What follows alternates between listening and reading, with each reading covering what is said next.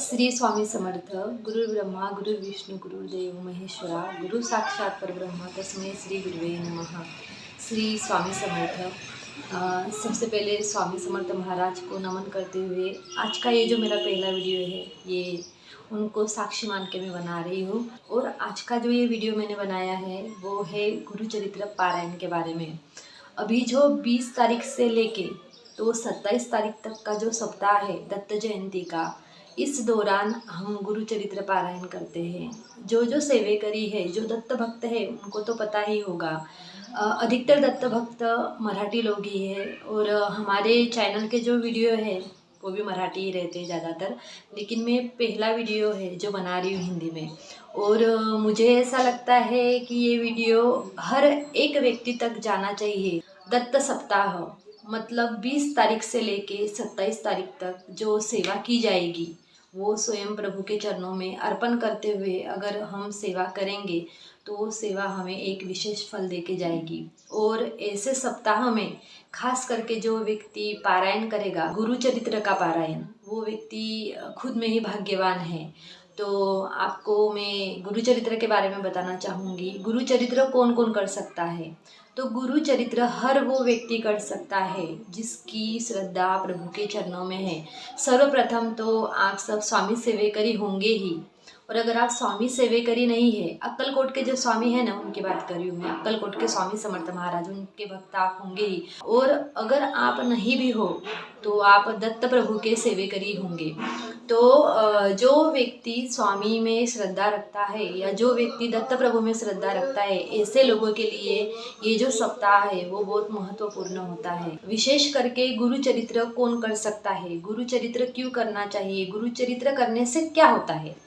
तो गुरु चरित्र हर कोई व्यक्ति कर सकता है जिसकी शादी नहीं हो रही, जिसको संतान प्राप्ति नहीं हो रही, जिसके घर में पितृदोष है, घर में झगड़े बहुत चलते हैं, कलह चलती रहती है, घर में हर व्यक्ति के बीच में कुछ न कुछ मतभेद है, ऐसे घर में पारायण होना ही चाहिए। पर रुकिए, आप एकदम से ऐसा नहीं कि मेरा वीडियो देखा और आपने पारायण करना शुरू कर लिया, नहीं। आपके घर में दत्त प्रभु की प्रतिमा होनी आवश्यक है। तो दत्त प्रभु की प्रतिमा या तो स्वामी समर्थ महाराज की प्रतिमा, आप स्वामी भक्त है मतलब तो आपको तो पता ही होगा नियम वगैरह क्या है। लेकिन जो कोई नया व्यक्ति ये वीडियो देख रहा है उसको पता नहीं होगा कि इसके नियम क्या है। तो गुरु चरित्र पारायण करने से पहले हमको हर एक नियम का पालन करना चाहिए। अगर हम नियम से पारायण करते हैं, अगर इसमें दिए जो नियम है वो उस नियम के हिसाब से ही हम पारायण कर रहे हैं तो इसका हमें विशेष फल मिलता ही है और आपको इस पारायण का अनुभव आएगा ही। तो आपको क्या करना चाहिए उसके बारे में आपको बताती हूँ। और आपको अगर पारायण करना है तो प्लीज़ आप नियम करके ही पारायण करें, अन्यथा आपने नहीं पारायण किया तो भी चलेगा। तो सबसे पहले तो आपको गुरु चरित्र पारायण शुरू करने से पहले और एक दिन पहले आपको क्या करना है, गुरु चरित्र पारायण शुरू करने से एक दिन पहले आपको सबसे पहले मान सम्मान करना है। दत्त मंदिर में मान सम्मान करिए, या तो स्वामी समर्थ महाराज का मठ केंद्र जो कुछ होगा ना वहाँ पे मान सम्मान करना है। एक नारियल, शक्कर और कुछ दक्षिणा वहाँ पे रख के या दत्त प्रभु के चरणों में रख के उनको प्रार्थना करिए कि हे दत्त भगवान, मैं आपका पारायण शुरू करने वाली हूँ या शुरू करने वाला हूँ, तो आप मेरी ओर से पारायण अच्छे से कर लीजिए और आपका आशीर्वाद रहने दीजिए। ये हो गया हमको एक आशीर्वाद दत्त प्रभु का या स्वामी महाराज का पारायण शुरू करने के लिए। उसके बाद में आपको क्या करना है, एक गाय और 4 कुत्ते, उनको आपको रोटी खिलानी है। ये आपको करना ही पड़ेगा क्योंकि आप अगर पहली बार पारायण कर रहे हो और अगर आप गाय को और कुत्ते को रोटी नहीं दोगे तो आपसे पारायण पढ़ा ही नहीं जाएगा। या तो आपको नींद लगेगी या तो आपके सिर में दर्द होगा, मतलब कहीं ना कहीं आपको पढ़ने में आलस आएगा, आप पारायण पूरा कर ही नहीं पाओगे। तो एक दिन पहले आपको गाय को रोटी देनी है, कुत्ते को रोटी देनी है, 4 कुत्ते चाहिए, एक गाय चाहिए, उनको आपको देना है। उसके बाद में आपका मान सम्मान हो गया, उसके बाद में रोटी देना हो गया। उसके बाद में आपको क्या करना है, अगले दिन सुबह जब आप पारायण चालू करोगे उसके पहले आपके जो नियम हैं वो कुछ इस तरीके से है। आपको ब्रह्मचर्य पालना पड़ेगा। आपकी शादी हो चुकी है तो आपको इसके बारे में पता ही होगा ब्रह्मचर्य क्या होता है, तो आपको ब्रह्मचर्य पालना पड़ेगा। उसके बाद में जब आपका पारायण काल चालू रहेगा उस दौरान आप किसी के घर का कुछ भी अन्न ग्रहण नहीं करेंगे। परान्न आपको वर्ज्य है।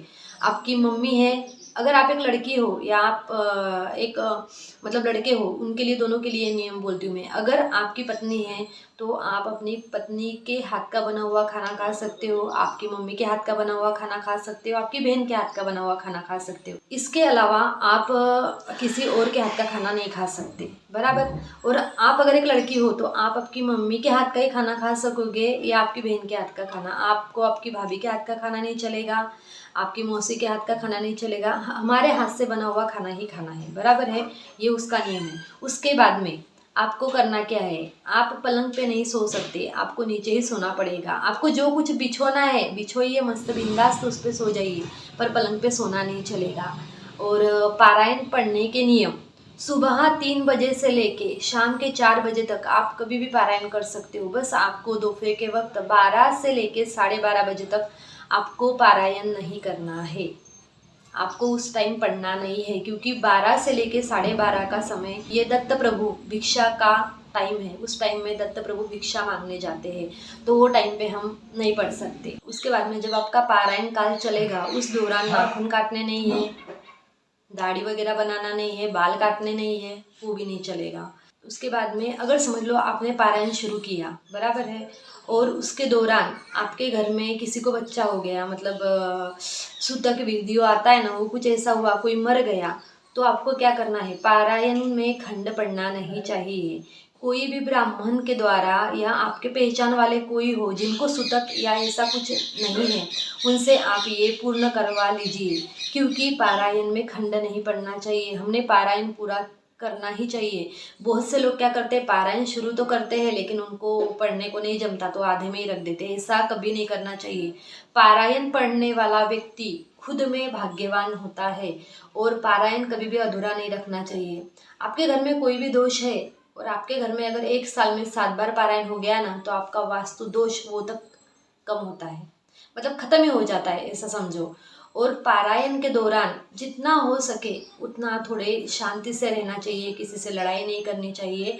उस वक्त दत्त प्रभु का वास हमारे घर में होता है।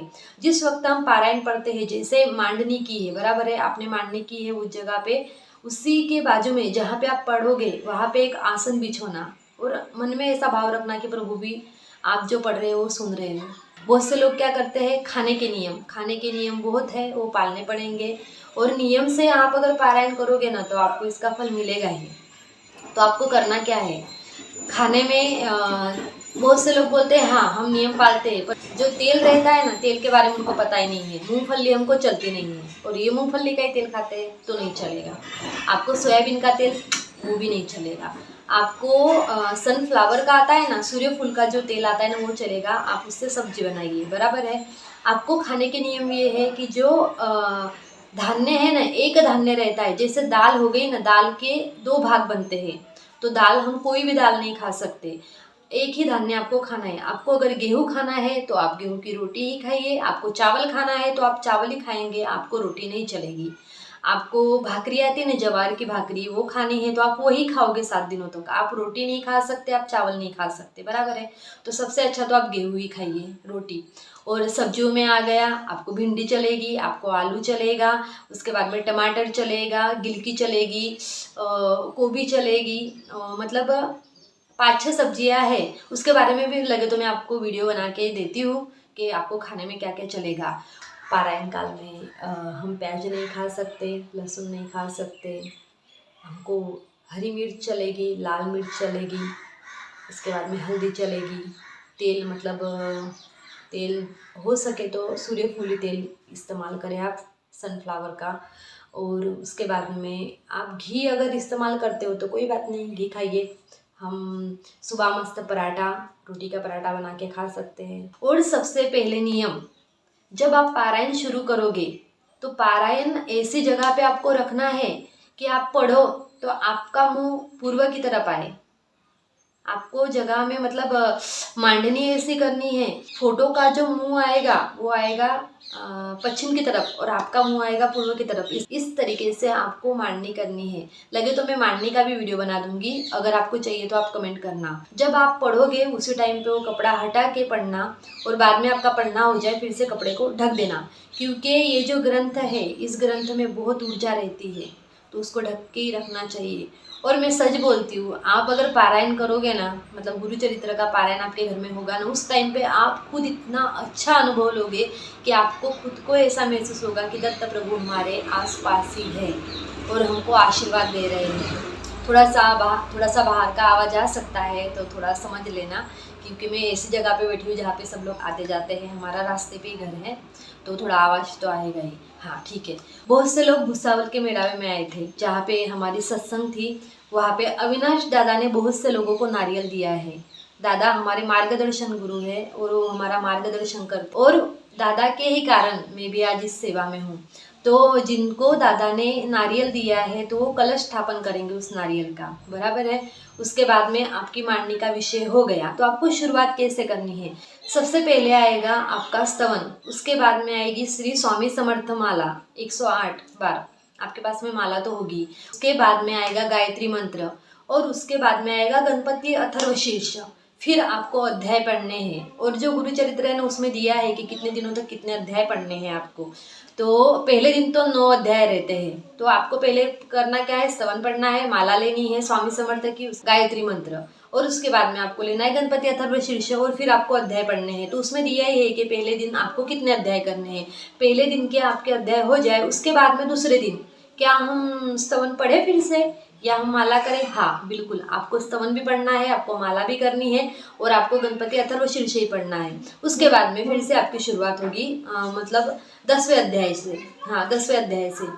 इस तरीके से आपको ये पूरे अध्याय पढ़ने हैं। एक बात खास करके ध्यान में रखें, आप जिस टाइम पे पढ़ने को बैठ रहे हो आपको उसी टाइम पे पढ़ना चालू करना है। और ब्रह्म मुहूर्त में सुबह के टाइम ये जो पारायण है अगर किया आपने तो अधिक फल देता है। और रहा क्या, आपको सोने के टाइम में क्या ध्यान रखना है, मतलब आपको लेफ्ट हैंड रहता है ना उसके साइड में सोना है।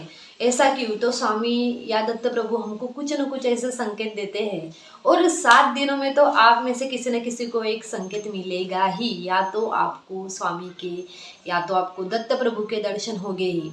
और सबसे महत्व की बात, ये जो हम सेवा करते हैं, जैसे हमारे पहले दिन की सेवा हुई, हमने अध्याय पढ़ लिए, उसके बाद में आपको जय जयकार लेना है। और जब तक आप ये अध्याय पढ़ोगे उस वक्त तक आपको अगरबत्ती जला के रखनी है। और अगरबत्ती अगर आयुर्वेदिक रही, केमिकल युक्त नहीं रही, तो वो विभूति आपको जमा करनी है।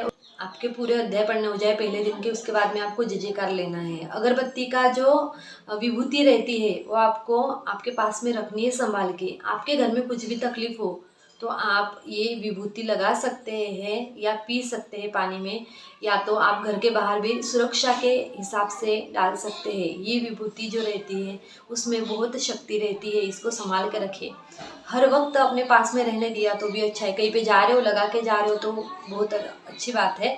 और उसके बाद में आपकी नित्य सेवा, आप अगर एक स्वामी सेवेकरी हो, स्वामी भक्त हो, तो आप नित्य सेवा करते होंगे। आपकी 11 माला वो होनी चाहिए, 3 अध्याय वो भी रोज होने चाहिए। उसके बाद में शाम के टाइम में आपका सब हो जाए, उसके बाद में शाम के टाइम में आपको विष्णु सहस्त्र नाम वो करना ही है। क्योंकि आपके द्वारा पढ़ने में अगर कुछ गलती हुई है या मतलब गलती से कुछ शब्द निकल गए, होता है, देखो पहली बार जो पढ़ेंगे ना उनको थोड़ी तकलीफ होगी ही। तो अगर आपकी कुछ गलती होती है तो विष्णु सहस्त्र नाम करने से हमारी वो गलती माफ़ हो जाती है और हमारी सेवा प्रभु तक पहुंचती है। उसके बाद में आपकी नित्य सेवा आपको करनी है, वो भी आप अच्छे से करिए, और जितना बन सके उतना शांतता रखिए। और आप इस दौरान, इन सप्ताह के दौरान आपकी जो समस्या है उसके बारे में संकल्प लेके अगर ये सेवा करोगे तो आपको बहुत अच्छा अनुभव आएगा, बहुत मतलब बहुत अच्छा अनुभव। और आपको ऐसा लगता है ना कि ये तो बहुत कठिन नियम है, हम कैसे पालन करें, नहीं, ये आपको सुनने में कठिन लग रहा है, लेकिन जब आप ये करोगे ना तो आपको बहुत अच्छा लगेगा। और जिस वक्त आपके घर में गुरु चरित्र पारायण हो रहा है उस वक्त अगर आपका पूरा परिवार साथ में बैठ के आप जो पढ़ रहे हो सुन रहा है ना, तो बहुत विशेष फल उसका प्राप्त होता है। इसके बहुत अच्छे अच्छे अनुभव है। हमारे चैनल पे अगर आप नए हो और आपने नहीं सुना है कि स्वामी सेवा कैसे करते हैं और आपको उसके लिए भी वीडियो चाहिए तो आप मुझे कमेंट करें, मैं उसके लिए भी वीडियो बनाऊंगी। और सच बोलती हूँ, आपके जीवन में अगर आपको किसी का सपोर्ट नहीं है, आपको समझ नहीं आ रहा कि आपके जीवन का क्या होगा, तो बिल्कुल डरने की ज़रूरत नहीं है। हमारा परिवार है श्री गुरुदेव दत्त भक्त परिवार, आप उसमें शामिल होइए और स्वामी की जो सेवा है आपको जिस प्रकार बोली जाती है उस प्रकार कीजिए। आपके जीवन का हर कष्ट, हर दुख महाराज दूर करेंगे, इतना मुझे तो विश्वास है ही। और पारायण आपके नसीब में अगर है ना, तो सच बोलती हूँ, मौका ना जाने दीजिए और इस 20 तारीख को आप पारायण करिए। ये 7 दिनों का पारायण रहता है। अभी बहुत से लोग बहुत होशियार रहते हैं, क्या बोलते हैं, क्या हम एक दिन में पारायण कर सकते हैं? बिल्कुल नहीं, ऐसा पारायण नहीं हो सकता। पारायण 7 दिन तक ही करना है। 3 दिन का पारायण नहीं चलेगा, एक दिन का पारायण नहीं चलेगा। अगर आपके घर में मतलब कोई ऐसा है जो मांस, मटन, मच्छी ये सब खाता है, प्लीज़ 7 दिन तक कुछ ना खाए, घर में नहीं चलता है। आप अगर घर में पारायण कर रहे हो तो भी नहीं चलेगा, आप केंद्र में या मठ में जाके पारायण कर रहे हो तो भी नहीं चलेगा। जब तक आपके घर में पारायण चल रहा है उस दौरान आपके घर में, और जो व्यक्ति नॉनवेज खाता है उसको आप पहले ही बोल दे कि भैया देख, पारायण चालू कर रहा हूँ तो ना खा, तेरा भी भला मेरा भी भला। इसलिए पारायण के दौरान नॉनवेज ना खाए, और जो सच्चा स्वामी सेवेकरी है वो कभी नॉनवेज खाएगा ही नहीं। एक खास बात, आप अगर अभी पारायण शुरू कर रहे हो ना, जैसे आपने मांडनी कर ली और अभी आप शुरुआत करने वाले हो, तो सबसे पहले आपको सूर्य देव को जल चढ़ाना है। आपके घर में जो वडील लोग हैं, आपके मम्मी पापा, आपको उनका आशीर्वाद लेना है, अपनी कुल देवी का आशीर्वाद लेना है, और उसके बाद में आपको पारायण करने के लिए बैठना है। और सबसे महत्वपूर्ण सूचना, और हाथ जोड़ के विनंती करती हूँ, आपके मन में अगर सेवा पूरे मन से करने की हो तो ही पारायण करें। बस करना है करके ना करे कि मेरा बाजू वाला कर रहा है तो मैं भी करती हूँ, या मेरी बहन कर रही है तो मैं भी करती हूँ। नहीं, पहले पारायण के बारे में पूरा जान लीजिए, उसके बाद में करिए। और नियम, आप अगर नियम से पारायण करोगे ना तो आपको उसका 101% उसका अनुभव आपको आएगा ही। आप जिसके लिए ये सेवा ले रहे हो, आपकी वो सेवा निश्चित रूप से पूर्ण होगी। और बस आपको यही विनंती करती हूँ, अगर कुछ भी हो जाए, कोई मर जाए, कुछ हो जाए, पारायण अधूरा छोड़ना मत। आपको सूतक आ गया तो आपके घर में किसी से तो नहीं होगा पढ़ने का, लेकिन कोई ब्राह्मण को बोल के ये पारायण पूर्ण करवा लीजिए। सुबह शाम जो आप खाओगे उसका ही नैवेद्य इनको देना। आपको दूध भी चलेगा, दही चलेगा, छाछ चलेगा, चाय चलेगी, कॉफ़ी चलेगी। और सब्जियां तो आपको अगर ऐसा लगे ना कि मैंने आपको वीडियो में कुछ बोला नहीं है, कौन सी सब्जी क्या है, तो जो गुरु चरित्र है उसके पहले पेज पे ही सब नियम लिखे हैं, उसमें आप पढ़ लेना जो जो सब्जियां चलेगी। देखो भाई, एक दिन गिलकी की सब्जी बनाओ, सुबह खाओ शाम को खाओ। उसके बाद में आप भिंडी की बना सकते हो, वो भी दोनों टाइम खा सकते हो। दही लगा लेना, एक दिन दही खा लेना। मस्त आलू रहते हैं, आलू से आप पराठा बना सकते हो, आलू परोठा दही के साथ में। फिर उसके बाद में टमाटर की सब्जी चल जाएगी, उसके बाद में गिलकी की सब्जी चल जाएगी। मतलब मिक्स सब्जी बना सकते हो आप, गोभी, पत्ता गोभी वगैरह सब मिक्स करके आप उसकी सब्जी बना सकते हो। बस दाल कोई मत खाए, आपको मूंगफली भी नहीं चलेगी। जिस चीज़ के 2 भाग होते हैं वो हमको नहीं चलेगा। तो मतलब थोड़ा खाने का नियम है, ज़्यादा नहीं है, 7 दिन ही पालने, उसके बाद में आप जो खाना चाहो वो खा सकते हो। और विशेष करके आपका ये सब हो जाए उसके बाद में सांगता, वो खूब महत्व की है। सांगता अच्छे से करना, ब्राह्मण को सीधा आटा देना वो ज़रूरी है। और स्वामी को हर वक्त यही प्रार्थना करना कि जितना बन पड़े उतना स्वामी सेवा मेरे से करवा लीजिए। और आप अगर स्वामी सेवा में नहीं है तो प्लीज़ आप स्वामी सेवा में जुड़े, क्योंकि आपके जीवन का ऐसा कोई कोई प्रश्न नहीं है जो हमारे स्वामी आई नहीं छुड़वा सकते। आपका हर सपना, आपकी हर इच्छा, आपका हर ध्येय महाराज पूरा करेंगे, बस वो होना चाहिए प्रामाणिक। और ज़्यादा ना बोलते हुए आज का वीडियो में यहीं पे रोकती हूँ। और अगर वीडियो में गलती से कुछ ऐसा बोला गया हो कि जिसका आपको मतलब थोड़ा लग रहा हो कि ये तो ज़्यादा ही बड़बड़े कर रही है, इसके माफ़ कर देना। और पारायण करिए। 20 से 27 तारीख तक पारायण करिए, नित्य सेवा करिए, 11 माला होनी चाहिए, 3 अध्याय होने चाहिए, रात को विष्णु सहस्त्र नाम होना चाहिए, हमारा खाने पीने का जो नियम है वो भी हमसे होना चाहिए। उसके बाद में घर में लड़ाई नहीं होनी चाहिए। जब हमारा पाठ चल रहा हो तब शांति रखनी चाहिए। जब हम पाठ करने बैठे, मतलब हम पारायण करने बैठे, तो बार बार उठना नहीं चाहिए, जबकि उठना ही नहीं चाहिए। एक बार बैठ गए ना तो पूरा पढ़िए, उसके बाद में उठिए, जय जयकार करिए। बहुत बार ऐसा होता है बस पढ़ लिया, रख दिया, हाश टेंशन गया, ऐसा नहीं करना चाहिए। अच्छे से पढ़े, मन लगा के पढ़े, श्रद्धा से पढ़े, भाव से पढ़े, महाराज आपको नक्की अनुभव देंगे। बस इतना ही कहना चाहती हूँ। और आज का वीडियो अगर आपको अच्छा लगा हो तो ज़रूर लाइक करना, इतनी तो अपेक्षा रख सकती हूँ मैं आपसे। और हमारा जो परिवार है श्री गुरुदेव दत्त भक्त परिवार, आप उसके सदस्य ज़रूर बनिए। हमारे जो गुरु है, मार्गदर्शक गुरु हमारे अविनाश दादा, उनकी आप मार्गदर्शन मीटिंग वगैरह सुनिए। मराठी में रहती है, हम भी मतलब मैं भी मराठी ही बोलती हूँ, ज़्यादातर वीडियो मेरे मराठी में रहते हैं, पर मुझे आज पहली बार ऐसा लगा कि चलो हम हिंदी में वीडियो बनाते हैं। और इसमें जो कुछ गलती हुई हो माफ़ करना, क्योंकि मेरा भी पहला वीडियो है। स्वामी ने मेरे मुँह में से जो बुलवाया वो मैं बोल रही हूँ, मेरे को इतना कुछ ज्ञान नहीं है। और दादा ने जो मतलब समझ सोच दी है ना, उसके हिसाब से मैं बताना चाह रही हूँ। कोई चूक भूल हो तो माफ़ करना, पर नियम अच्छे से करना। और देखिए, सेवा है, सब्जी नहीं है कि बाजार में गए खरीदी बना ली। तो मतलब थोड़ा ध्यान से ही करें, मन से करें, इच्छा हो तो ही करें, ज़बरदस्ती नहीं है। क्योंकि सेवा है ना, ज़बरदस्ती नहीं हो सकती, मन से ही हो सकती है। आपकी जो विश्वास और आपकी जो भक्ति रहती है ना, वही आपका कार्य करती है। आपका जितना अटूट विश्वास है उतना ही आपको उसका अटूट फल मिलेगा। तो आज का वीडियो कैसा लगा ज़रूर से कमेंट करें, और हमारे श्री गुरुदेव दत्त भक्त परिवार में शामिल हो जाइए।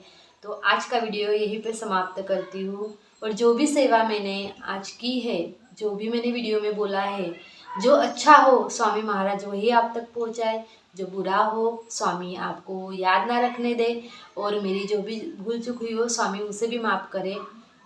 और आज का ये वीडियो मेरे स्वामी आई के चरणों में अर्पण करके आज का वीडियो यहीं पे समाप्त करती हूँ। श्री स्वामी समर्थ। अवधूत चिंतन श्री गुरुदेव दत्त।